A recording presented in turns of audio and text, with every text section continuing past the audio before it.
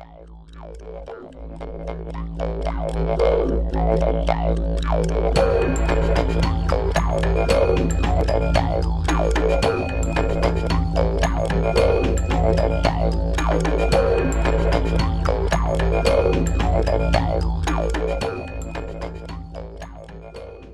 right, we are joined by King Peter, also known as Chris from Austranded, and most recently Russell from Isolated. He won Isolated 3. Welcome to the podcast. Thank you for having me. I'm so excited to talk about the remaining 12 terrorists in this game. So where we are right now, Peter was just voted off. He was our last boot on Thursday. He kind of yeeted himself. He gave up his immunity to keep Jackie around. Talk us about that decision. You know, I would say after I won, I kind of thought about two things.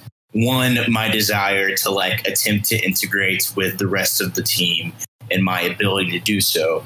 And the other thing would be my availability for the next few weeks. You know, I started a game on Friday, the day after I got voted out. I started hosting a game that has a lot of players and it's pretty time intensive.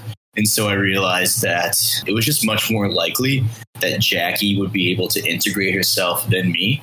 And God, I just really did not like talking to so many people that my decision just kind of became very easy. Okay. Well, I know before this, especially Brooke. Oh, okay. These people in particular.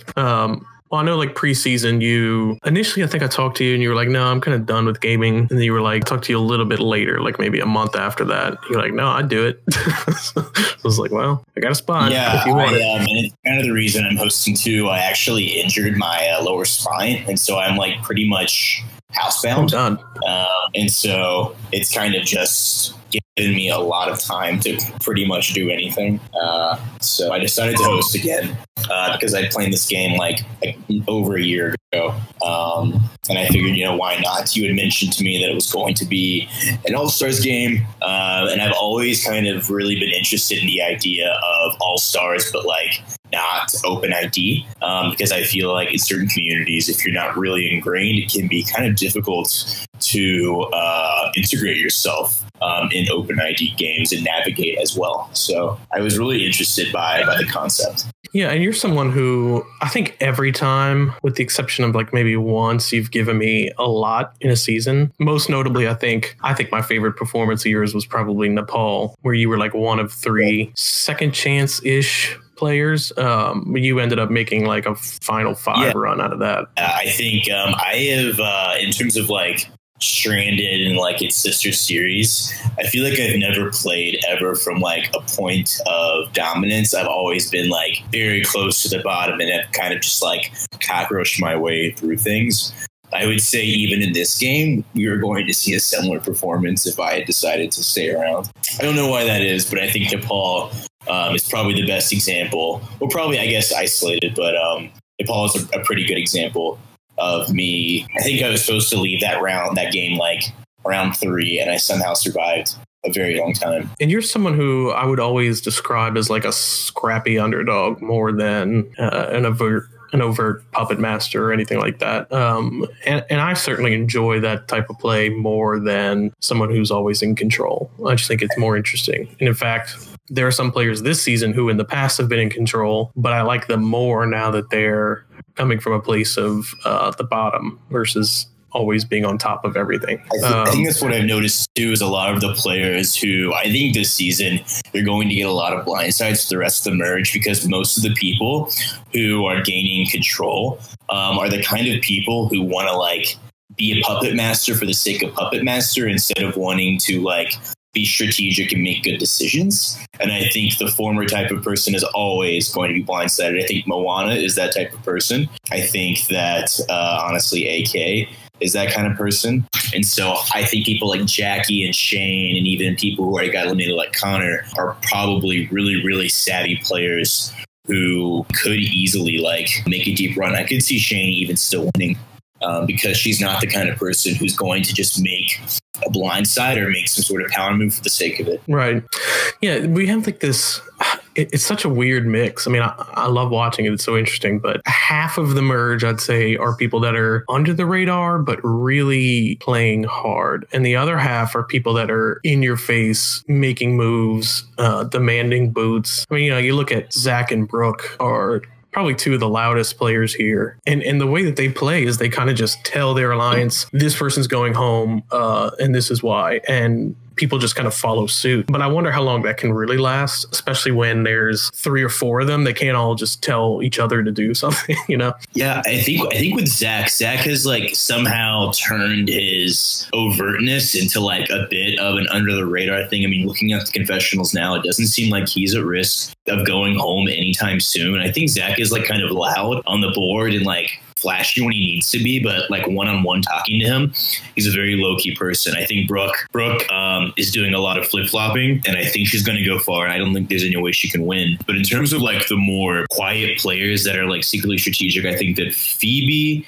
is someone who is kind of, I think on paper, playing a good game, but she has kind of an attitude of wanting to be a mastermind. I think that she will get far, but eventually probably around 5 or 6 will be in for a blind side. I think that Monica is playing a really tricky game where she's kind of playing all sides, and I'm interested to see if she can sustain that, even if she is more under the radar than some of the larger strategists. Yeah, I totally agree about everything you said. I think Phoebe's a little bit less tactful. Like, I'm kind of surprised actually that she's been able to keep that up. And I think Connor was saying, and even Shawnee, when I just spoke to her, she was saying it's like she has these extreme personal biases depending on who says what, and that kind of dictates where she goes. Whereas I think someone like Monica and even maybe Brooke, while they play personally, I think that they have at least some kind of game strategy behind all of their decisions. And I don't think that's necessarily true with Phoebe. I think Phoebe's just really playing emotionally. I agree. It's effective. It's effective to this point. I just don't know how deep that can go. I'm not sure if you can even call it effective.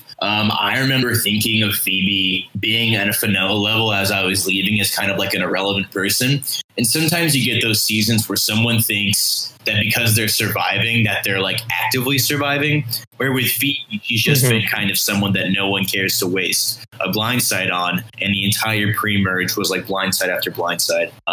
So I feel like she thinks much higher of herself than the rest of the cast does. And I think eventually she's going to try to pull a move and not have the actual social capital to affect it. I think Brooke, I think that I got a lot of Brooke's like negativity, and other players right now, most of them haven't gotten it, but eventually it will come up with them. And I feel like she's going to get like an Abby Maria treatment where people are like, we're tired of using her. We just need her to go for our own like mental health sake.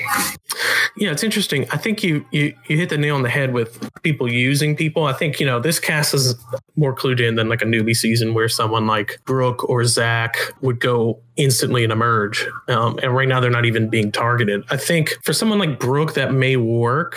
It probably would work a little bit better with Zach. The problem with Zach is that I actually think Zach's really good. And even Shawnee was saying she doesn't necessarily like Zach, but if he was able to make it to the end, she'd probably give him the vote just because it would be impressive. And I think that's the danger some of these people are running when using them as shields. And particularly someone like a Brooke, where you're not going to be able to tell her who to vote for. She'd rather go home than let someone that she doesn't want to stay in the game, Yeah, I totally agree. And I think that especially in All-Stars games, I've seen it so many times where you have these like overt people, even people like Shane, who are seen as big threats by every member of the cast. And you think to yourself, we'll get her out next. And then eventually, like, the flood lets out and they somehow survive, and they end up winning. I feel like, what was that game we played? You were Sylvia, right? In that game we played years ago? Crash Course. Yeah. I remember playing that game, and, like, I think from, like, day one, everyone talked about you like you were, like, this big threat, and then you won. Because people were always like, well, you know what? There's no way that Sylvia can win because they'll always get taken out of the final 7, final 6. So we should worry more about like the middle of the road threats now. And that's kind of like faulty logic, Right. But it always happens. Yeah. And I think, they were trying to think themselves, or they're like, no, this is really a good strategy because we'll be able to keep them to the end. And that may be true if it was someone like Fenella, who was a bitch. But Brooke and Zach are very capable of challenges. They're very capable strategically. So I don't know that it is a good strategy to keep them through the finals. And in Crash Course, that was part of my strategy, was convincing everyone to keep around the biggest threats. And I pushed that from the beginning because I knew that was my only chance of winning, was just to make it to that final 3. And if I didn't... Yeah, I agree. I think this 10-person alliance that was created, I feel like it was always like doomed because, first of all, it's a lot of people, but second of all, when like there's a difference from like a majority of like a group of like ragtag people who don't have a lot of connections, but when like clearly 5 of the individuals in it just made a big move the round prior, like there's no way that the other people in it are going to like stay in it. So I feel like Moana, Rohan, AK, Lee, I think got majority very briefly, and I could easily see all of them like being taken out one by one by one. I wouldn't be surprised to see like Shane in the finals because she's going to take advantage of that group's threat status. It's just so, I liken this to a dartboard, really, because, I mean, you have these targets that are floated around, but at the last minute, a name could be mentioned. I mean, we're just seeing now all weekend, it was, oh, we're just going to vote out Jackie. And then, I mean, maybe an hour ago, other names started being brought up. And now there's like 7 or 8 names that are floating. So it really, I think everyone's so good that there's no wiggle room. I mean, outside of an easy Fenella boot, I think every boot's going to be a struggle and almost a crapshoot, you know? Yeah. And I really like that there aren't that many prizes available. I mean, there's like maybe like 2 idols left or something like that. Like, I really like that it's kind of like a numbers maneuvering round. And if you have an entire weekend to vote for someone, if someone is the obvious unanimous target that whole weekend, that person is like not going home. So I feel like if Jackie goes home tonight, she will be entirely responsible for her own demise because she got put in the best situation to like survive. Yeah. I mean, you kind of gave her that, to be fair. Yeah, and I think that Jackie is much more capable of doing that than I would have been as well. You know, my last day, I like told several people I did not want to speak to them anymore. And if I'd stayed around, I would not have spoken to Brooke. I would not have spoken to Fenella. I would have like rather be voted out than have to speak to those 2 people again in my life because it's too exhausting. Right. I think it likely speaks to like a larger age gap that I think at this point in my life, I'm not really willing to deal with. Did you know Jackie before this season? Like, had you played with Melanie before? I don't believe so. I mean, you know, it's totally possible. I feel like I played so many orgy games that I like never really remember. But no, like so quick that I don't remember much about them. No, like really close bonds with her before this. Yeah, I don't think so. And honestly, even in the game, I liked Jackie, but I didn't trust her all that much. You know, I think ideally my plan on that second swap tribe was to probably target Jackie at the merge as well. But I get like really annoyed with the modern survivor of constantly being blindsided or constantly feeling the need to like one up somebody because it's not the, you know, this recent season, you know, Chelsea's Blindsided was one of the stupidest things I've ever seen. And it feels like this cast is kind of like bread and buttered in that blindside like time of Survivor, where Jackie, I really enjoy when players are rewarded in Survivor for like making like smart social decisions and being socially sincere. And the fact that Jackie is the one who told me I was going to go home. And then she herself like got the target, and to watch her just like scrape and claw to survive, doing whatever she could. And then to be chastised for doing that as if the person on the bottom should just like let themselves leave.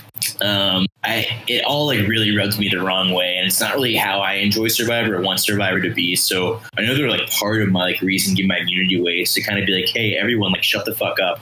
Like be humble. The game can always change. Like, get over yourself. And I wanted to reward what Jackie did.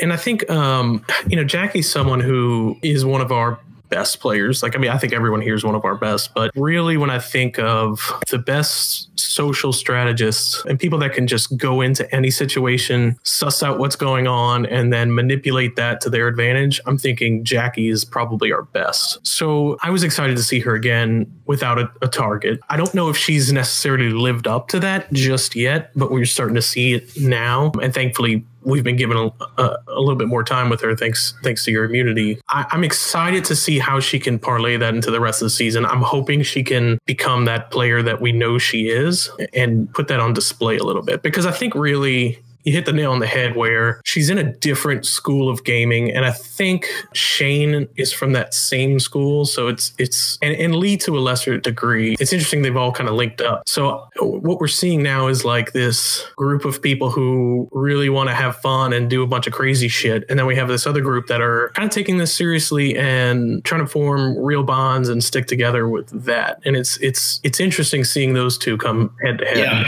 and really kind of the best examples of both, you know? Yeah, I do. I mean, I root for people like Jackie and Lee, who, I mean, like their exchange today, I guess, where they like discussed how they felt about each other. Like that type of like gameplay to me is more like compelling to watch. Like watching Moana make 7 alliances and then like brag about how she like is hearing names is the kind of behavior that like seems very short-sighted. We're making bonds like Jackie and Lee might be, despite their target level. I hope that kind of gameplay is able to pervade the other side. I also feel like, as an aside, I think that Benji is like final 5 due to like lack of, he's like fine enough to talk to and kind of a mess, but not so much of a mess to go vote him out. I could easily see him being like the third, if it's a final 3, I could easily see him like being the 0 vote finalist. It is a final 2. Oh, that'll be fun. Just to keep in line with Australian Survivor. So who was the person voted out tonight, pre-jury as well? Yes. Oh, damn. Okay. I hope it's not Jackie. I'll be really pissed if it is. I don't think they know that either. I don't think it'll be Jackie. I really don't. From what I've seen in the past hour now, you know, who knows? I mean, 10 minutes is enough to flip a vote. So, yeah. And they currently have 90 minutes, so anything can happen. But right now it looks like it's looking good for her. I don't know. It's hard. It's hard for me because each of these players has a lot to offer. That's why they're here. So it's hard to be like, yeah, I want this person gone, outside of Fenella, who I think has proven to be out of her league in this. Yeah, and it's tough to see her kind of like react negatively emotionally. I was kind of hoping that would like get her spiced up a little bit, but it seems like she's basically only let it get to her. Yeah, and like when I do that, I'm not trying to be mean to people. I'm like, really, it's my Hail Mary of like, hey, this is not going well for you. Like, do something different, you know? And people take that as like, I'm just trying to get drama, or they think I'm purposely trying to make them lose, or I don't know what they think. But really, like if I'm telling you in your confessional, hey, you might want to be more active, it's because you're inactive. You know what I mean? Like you're not connecting with everyone. Right.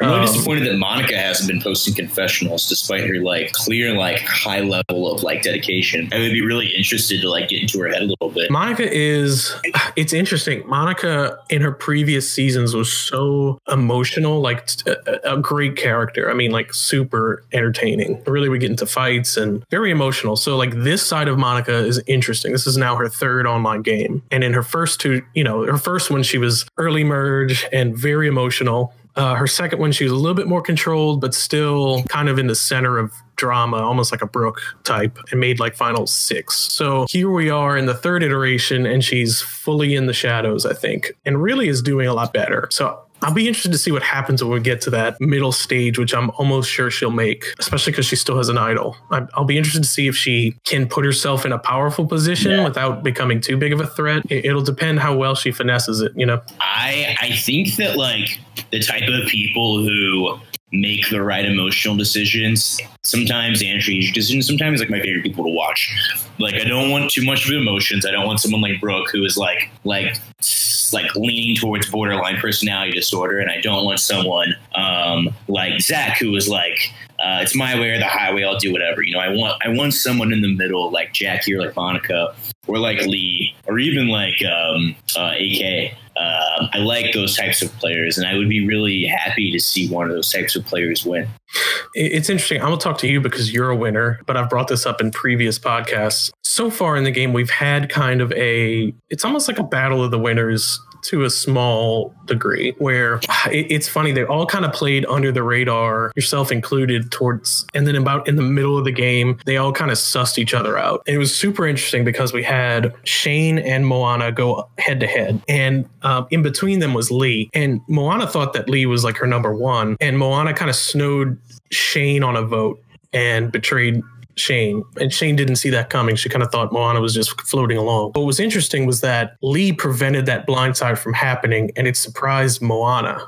So it was almost like a triple blindside going on, where all three winners were kind of snowing each other. And in the end, I think Lee was kind of the one to make the decision, which I think showed his superior strategy in that situation. And I think they're all great players too. Like I think Moana is a little bit better than maybe even you're giving her credit, but I agree with you. Like, she's playing sloppy here. I should be, as an aside, I have only played with Moana in Isolated, and I did not realize that she has won since. My opinion of her entirely comes from like preconceived notions of her. She's Ziggy, right? From Isolated. Yeah. Yes. So it comes from that.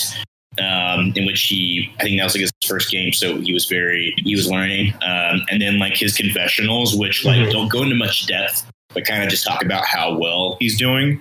And then my conversations with him, which came across like very transparent. And so I feel like I haven't noticed much change from Ziggy to now. But if he's won previously, I probably am underestimating him. So I'm shocked to hear that's true. So after Isolated, Ziggy then played the next Stranded season. So he played with all new players, which I don't want to take away from his win, because it was really a good, impressive win. Like, he had never won immunity, but never received a vote. He had like a public immunity idol that he never had to play. Like, he was very much in control the entire merge, basically dictating the votes. And it was frustrating to watch. So I think that's where a lot of the frustration with him comes from. And also, like, he's so arrogant about winning.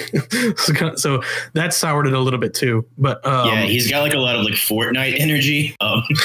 Yeah, I can describe it. Let's just say people were excited. Like, the quote of "I can't wait for Ziggy to get dunked on" in this season was said. Yeah, I've definitely noticed an improvement. I mean, I generally like Ziggy as a person. Like, I would say I would choose to talk to him more than I would choose to talk about Spoon's cast. But yeah, I think ever feeling comfortable is like a thing that gets weeded out of you. I think like you should never feel comfortable. Ever. Like, you should feel like, well, I don't think he's never been blindsided in Stranded, because in his season he controlled every single vote. And I think a lot of his strategy was, and he almost lost the game, by the way, because he just made alliances with everyone and stabbed half of them in the back. And he was almost too good about making those alliances. Like, he was very, everyone thought that they were his best friend. So when he blindsided you, it was like, what the fuck, and we're seeing he's adjusted his strategy. He's a little bit scrappier, but I don't know if it's enough. Like, he's still playing, I'm going to align with everyone and then cut who I trust the least. I don't think that'll fly with a lot of these people. I agree. I feel bad now. I don't really want to see anyone get blindsided, because I personally feel like so many of the people that I'm rooting against are like probably very young. And so I don't want to like be like, I guess, like reverse ageist in a way where I want like young people to do poorly, because I do want them to have a positive experience. And I do assume that Ziggy is very young. So Ziggy, if you're listening to this, I'm glad you're doing well. Yeah, I mean, no, first of all, I don't think he takes anything super personally. But, last season, he did have a problem with a majority of the cast having bad feelings towards him because of how he played. So it was a controversial win, but in a way, like a really dominant win that we don't see very often. So like, kudos to him for that. And I think in this, he's actually proving that he has a lot more than what we thought he did. So, and it's interesting seeing him play from the bottom for once. I don't know. I talk about him in every podcast because I think he's central to how the season goes. and that's to his credit. But I think everyone's assuming he'll go around like final 9, final 7, something like that. Yeah, I mean, even in my isolated season, his like elimination was like the big like climactic moment that like decided like the half game, you know. So he's definitely a presence, and I found generally this cast, just like even like despite like the few people who like flopped, like they've been like pretty intense personalities. Yes, which I really enjoyed. I was never bored talking to somebody, except for like maybe like Benji before he went like messy. Yeah, and I think someone like Benji had only played once and went out early merge, but I think now he's kind of finding his voice. So that's also an interesting story. I don't know. What are your predictions? You've said you think Shane could win. What do you think we're looking at for the near future? I think the Benji Moana, AK Rohan group is a little too big. And I think that at least 2 of them are going to go soon. I think that one of Jackie, Shane, or Zach will probably also go soon. And then I think it'll be like a constantly flipping game where one of Brooke, Moana, and Fenella will likely also go soon. So I imagine that we're going to get a lot of alliance flopping and probably like a random final 2. If I had to make a final 2 prediction, I could see it being like Benji and Shane, just because I think that they're adaptable. Yeah, I could definitely see that. My mind went to like Jackie Lee, or I don't know. I think it'll be interesting. I'm not sure. Like, I can definitely see Lee making the final 2. Lee is really playing a great game. I think Shane and Lee and Jackie, that threesome is very strong. I don't think they can all make it together, but certainly individually, any of them could win, and it would not shock me. For sure. I agree. Poody, I've got a host a challenge on my end, so I'll hop off. All right. For the interview. It's always good catching up with you. I hope it's not the last time you're on the podcast and not the last time you're in Stranded. Yeah, I'm always very happy to talk. All right. Well, it was good catching up with you. All right, see you. All right. Bye.